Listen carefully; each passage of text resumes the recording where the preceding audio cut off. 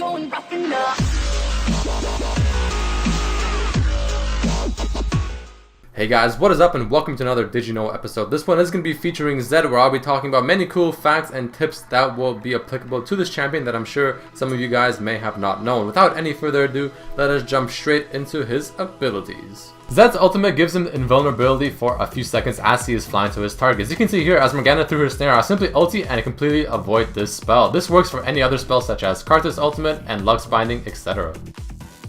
Zed's W gives him the opportunity to make great escapes over walls. As you can see here, it can go through many of the walls throughout the League of Legends Summoner's Rift map. However, there are a few walls that are just simply too big for the W to pass over, meaning that it will fail. So be very wary of these walls. Zed's W also offers him a great scouting tool. As you can see here, when you put the W inside the bush, you are able to see everything that is within it. Or if you put it over the wall, for example for Dragon, you can see everything that's happening there as well. Zed's Shadow Slash ability does not cancel or stop or slow down his auto attack rotation, meaning that as you are auto attacking a minion or a champion, you can keep spamming this ability knowing that your auto attack speed will not be affected by any means. Unlike your Q ability, if you and your clone hit the same target with the E ability, it does not provide bonus damage but rather applies a very useful slow on them.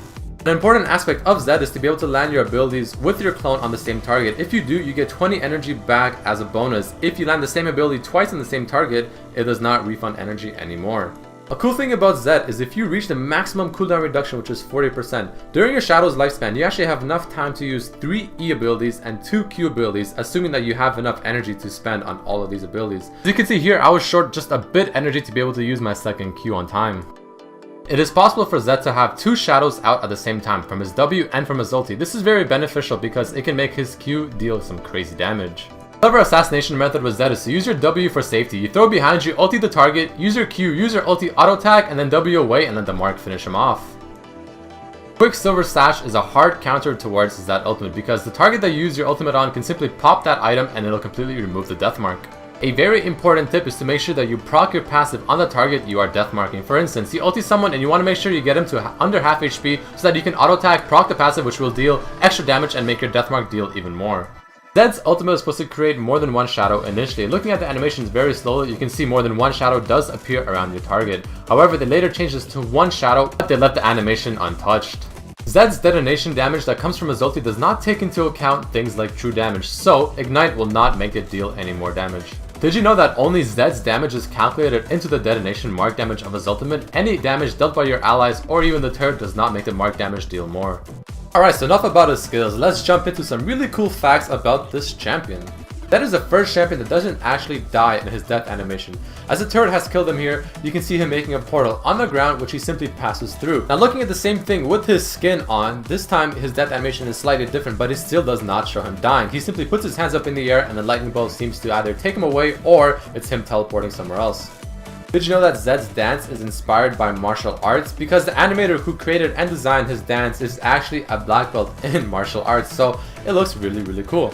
Zed's joke is him playing rock paper scissors with his shadow, which usually has Zed winning and the shadow simply just disappears. However, on the off chance where Zed loses, he gets outraged and completely destroys his shadow. Zed is one of the few champions who actually has a different running animation when his move speed is over a certain limit. As you can see here, I have boots +5 and I pop ghost, and as I am running with this movement speed, his arms flay behind him and he's running like a ninja in anime such as Naruto. However, once the movement speed is gone, he goes back to his original running motion. Zed is actually one of the 9 champions that has no skill scaling off of AP, and he's the 5th champion that uses energy along with Shen, Akali, Kennen, and Lee Sin. Shen and Zed both have the exact same quote. Let's listen. Without a sound. Without a sound. So while we are on the topic of Zed and Shen, did you know that Zed and Shen both were taught by the same master who was Shen's father? Zed and Shen are now rivals because Zed actually murdered Shen's father after he created the Order of the Shadow.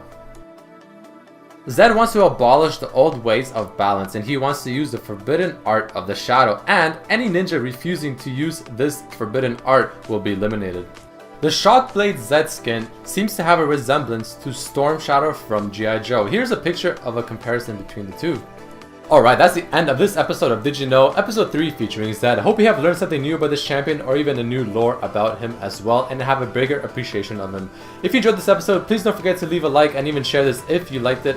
Also, please leave a comment below if you have any suggestions on how to improve this series, and I hope you guys enjoyed it and I'll see you next time. Peace!